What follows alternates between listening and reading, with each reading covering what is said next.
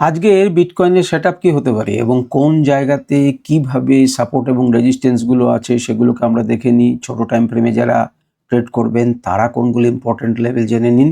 তো চলুন বিটকয়েনের অ্যানালিসিস শুরু করি এবং বোঝার চেষ্টা করি বিটকয়েন কোন জায়গাতে দাঁড়িয়ে রয়েছে। তো প্রথমেই আপনারা সবাই জানেন যে আমি মাল্টিপল টাইম ফ্রেমে অ্যানালিসিস করি। তো প্রথমেই দেখুন ডেইলি টাইম ফ্রেমে আমরা প্রথম বিটকয়েনকে দেখছি, যেমনভাবে স্ক্রিনে লাগানো রয়েছে সেইভাবেই দেখুন। আমাদের লেভেলসগুলো তো দেখবই, কিন্তু তার আগে খালি চোখে একবার দেখার চেষ্টা করুন। আপনারা তাকিয়ে দেখুন যেখানে কিন্তু সে কি তৈরি করেছে, এর নাম হচ্ছে ডাবল টপ। তো ডবল টপ সে তৈরি করেছে, একটা এম প্যাটার্নের মতো তৈরি করেছে এবং তার নেকটাকে যখন ভেঙেছে তখন ধীরে ধীরে মার্কেট নিচের দিকে এসেছে। এই যে নিচের দিকে আসার পর মার্কেটটা দেখুন আবার উপরে গিয়েছিল রিটেস্ট করতে। আমি একটু বড় করছি, তাহলে আপনি এটাকে দেখতে পাবেন এবং স্পষ্টভাবে অনুভব করতে পারবেন। দেখুন এই যে এই জায়গাটাকে মোটামুটি এম প্যাটার্নের মাথার জায়গাটার মাথায় দুটি এবং এটিকে নেক বলতে পারেন। তো দেখুন মার্কেট যখন ব্রেকডাউন করলো তারপর গেল রিটেস্ট করলো, এই এরিয়াটা হচ্ছে রিটেস্ট। তো এই যে রিটেস্ট এরিয়া, এর উপরে যদি ক্লোজ করে দিত আমরা বলতাম যে ঠিক আছে উপরের দিকে একটা যাওয়ার সম্ভাবনা আছে, কিন্তু যখন করতে পারলো না মার্কেট দেখুন ধীরে ধীরে নিচের দিকে আসছে। কিন্তু এই জায়গাটাতে একটা স্টে করছে কেন? অর্থাৎ যখনই কোনো জায়গাতে মার্কেট স্টে করবে সেখানে একটা সাপোর্ট আছে বলে ধরে নিতে হবে। এই সাপোর্টটা সে নিতেও পারে, নাও নিতে পারে। নিতে পারার লক্ষণ রয়েছে, না নিতে পারার লক্ষণ রয়েছে। তো নিতে পারলে আমাদেরকে ডেলি টাইম ফ্রেম অনুভব করতে হবে। দেখুন এখানে কেন সে চুপ করে দাঁড়িয়ে রয়েছে, একটুখানি আপনি যদি পিছন দিকে যান তাহলে বিষয়টা স্পষ্ট হবে। দেখুন একবার মার্কেটটাকে ব্রেকআউট করেছিল, এই লেভেলটাকে নিয়ে যেন মারপিট হচ্ছে। এই লেভেলে দেখুন থমকে গেছিল, যেতে পারেনি। আরও বাঁ দিকে যদি আসেন তাহলে দেখবেন এখানে থমকে গেছিল। আরও বাঁ দিকে যদি চলে আসেন তাহলে দেখবেন এখানে বেশ কিছু অ্যাক্টিভিটি দেখা যাচ্ছে। অর্থাৎ আমরা খুব চোখ বন্ধ করে বলে দিতে পারি যে বিটকয়েন কিন্তু এখন একটা সিদ্ধান্তহীনতায় ভুগছে এবং এখনো পর্যন্ত আমাদের কাছে কিন্তু ক্লিয়ার কাট খবর পাচ্ছি না যে এই সাপোর্টের এই ইম্পর্টেন্ট যে লেভেল, সে ইম্পর্টেন্ট লেভেলে সে সাপোর্ট নিচ্ছে নাকি সে ভেঙে নিচের দিকে নেমে যাচ্ছে। তার জন্য আমাদেরকে কিছুক্ষণ সময় অপেক্ষা করতে হবে, একটা দিন হয়তো দিতে হতে পারে যে মার্কেট কি করছে। আর মার্কেট একটা লাইনের উপরে না কাজ করে একটা জোনের উপরে কাজ করে। তো যাই হোক, সেখানে আপনারা একটা জোনকে কল্পনা করতে পারেন সঠিকভাবে যদি আপনারা আঁকতে শিখেছেন, তাহলে এই হচ্ছে সেই জোন যেখানে কিন্তু মার্কেট এখন সিদ্ধান্তহীনতায় ভুগছে যে নিচের দিকে যাব না উপরের দিকে যাব। উপরের দিকে কিন্তু ডবল টপ তৈরি করেছে।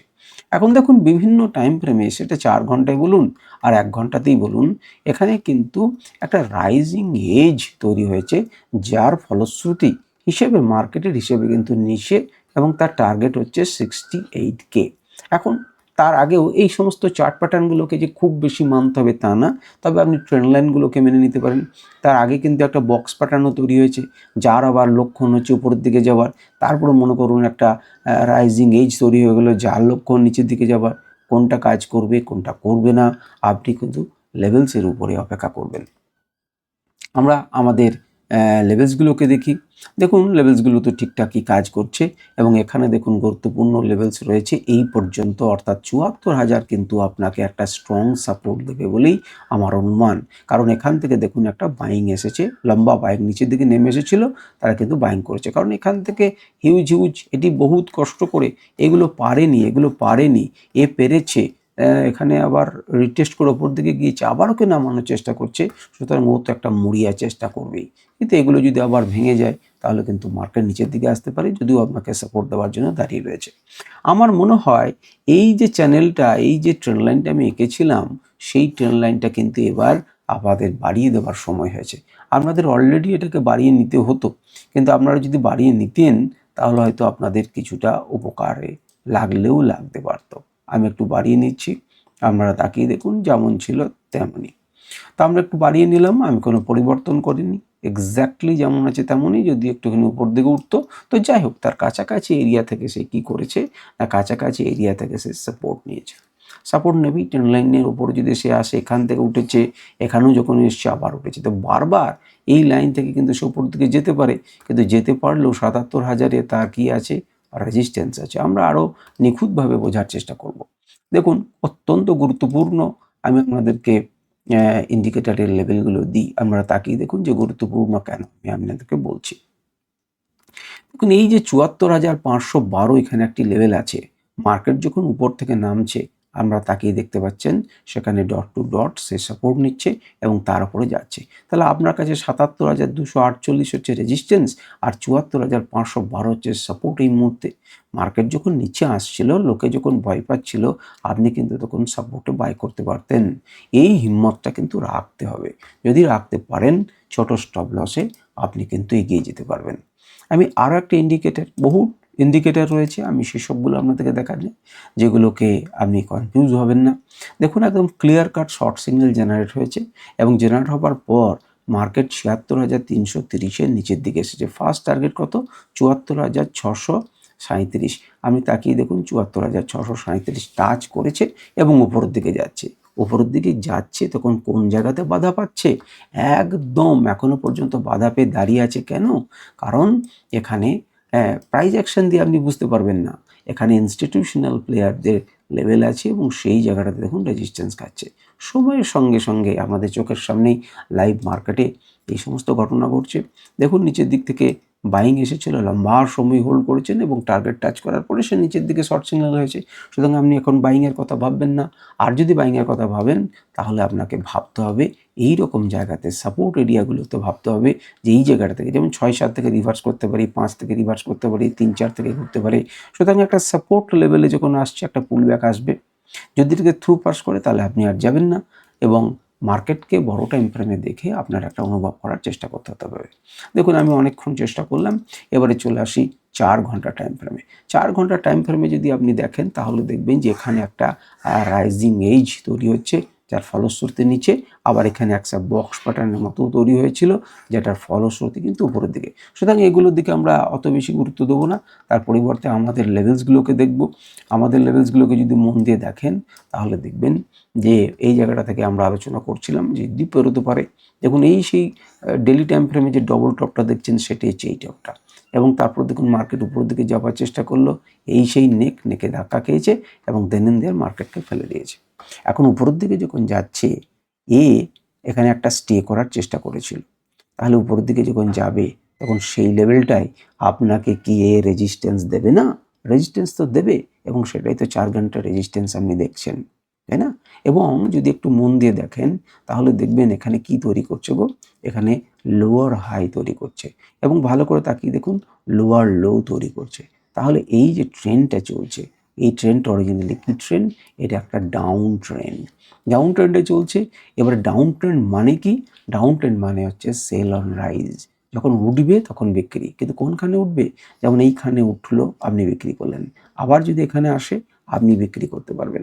আবার যদি এখানে আসে, আপনি সেল করতে পারবেন। যেখানে খুশি যখন তখন কিছু সেল নয়। এবারে দেখতে হবে যে এই রেজিস্ট্যান্স যদি পেরোতে না পারে, তাহলে এখান থেকে সে নিচে নামবে। কিন্তু এখান থেকে হিউজ বাইং কিন্তু হয়েছে, আপনি তাকিয়ে দেখুন। সেই জন্যই কিন্তু ডান দিকে যদি আসেন, তাহলে দেখবেন এই এরিয়া থেকে একটা বাইং হওয়ার চেষ্টা কিন্তু মার্কেট করছে। করলেই হবে না, তাকে এই লেভেলটা পেরোতে হবে। এই লেভেলের উপর যদি ক্লোজ করে, তাহলে এই পর্যন্ত আপনি নিশ্চিন্ত থাকতে পারেন। এই লেভেল যদি ক্লোজ করে, তাহলে এই পর্যন্ত আপনি ভাবনা চিন্তা করবেন। এবং এখানটা যদি পেরিয়ে যায়, বেশ কিছু সময় হয়তো কাটাতে হতে পারে। এখানটায় যদি পেরিয়ে যায়, তাহলে নেক্সট লেভেল। সুতরাং আমরা এখন পর্যন্ত এইভাবে একটা ট্রেন্ড লাইনকে এঁকে রাখবো এবং আমরা অপেক্ষা করবো যে কখন আবার এই ট্রেন্ড লাইনে ধাক্কা খাবে। যদি এর উপরে ক্লোজ হয় তাহলে আলাদা কথা, আর যদি এখানে বিয়ারিশ সিগন্যাল দেখতে পাই, তাহলে আমরা নিচের দিকে যাওয়ার চেষ্টা করব। এই হচ্ছে ৪ ঘন্টার টাইম ফ্রেমে। আমি ১ ঘন্টার টাইম ফ্রেমে আসুন। ১ ঘন্টার টাইম ফ্রেমে যদি আমার লেভেলসগুলো আপনারা চার্টে টানিয়ে রাখতেন, নোট করে রাখতেন, তাহলে দেখতে পারতেন যে ক্লিয়ার কাট আপনারা একটা আইডিয়া পেতেন। আগের দিন আমরা ২৯ তারিখে আমরা দেখেছিলাম যে ৭৭,০০০ না ৭৪,০০০। তো দেখুন ৭৭,০০০, ৭৭,৬০০ এইরকম জায়গা পর্যন্ত পৌঁছে গেছিল এবং তারপর কিন্তু সেখানে ধাক্কা খেয়েছে। আমরা বলেছিলাম আমাদের ইন্ডিকেটর দিয়ে যে এরকম জায়গাতে আমাদের যেতে পারে বা ধাক্কা খেতে পারে। তাকিয়ে দেখুন কোন ইন্ডিকেটর দিয়ে বলেছিলাম, কেন বলেছিলাম, কী সমস্যা বলেছিলাম, আপনারা দেখতে পাচ্ছেন। এখন আপনি যদি কাজ করতে চান, তাহলে আপনি লং হবেন একমাত্র ৭৬,২২৫-৩৫-এর উপরে, আর শর্ট হবেন ৭৫,৪৩৩-এর উপরে। সেক্ষেত্রে টার্গেট আপনি নিচের দিকে পাবেন। এই হচ্ছে একদম লেটেস্ট। এটি পরিবর্তন হবে কিনা আমি জানি না, কারণ নতুন ইস্যু হলে পরে নতুন পরিবর্তন হতে পারে, কিন্তু এখনকার পর্যন্ত এই হচ্ছে সিগন্যাল। যখনই আপনি সিগন্যালটা পাবেন তখনই কাজ করবেন। আচ্ছা, এরপর আমি যদি আপনারা ফলো করতে চান তাহলে এটাকেও ফলো করতে পারেন। এই রিসেন্ট টাইমে দেখুন শর্ট সিগন্যাল জেনারেট করেছে, এবং শর্ট সিগন্যাল জেনারেট করার পরে এসে 5 নাম্বার টার্গেট পর্যন্ত এসেছে। এখন যে সময় জেনারেট করেছে কালকে সন্ধ্যে 6:30, আমি সেই সময় ভিডিও করিনি।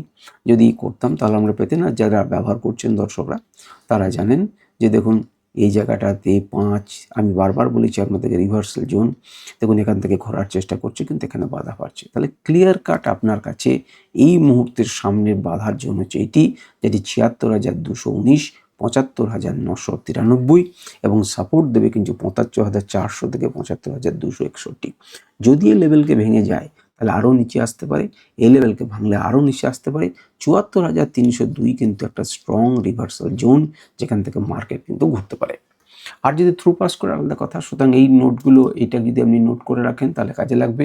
আর উপরের দিকে তাকিয়ে দেখুন একমাত্র 4 ঘন্টা টাইম ফ্রেমে ও কিন্তু ডাউন, আর বাকি সবগুলোতেই কিন্তু এখনো পর্যন্ত কিন্তু আপ রয়েছে বিটকয়েন, যতই আপনি নিচের দিকে দেখছেন।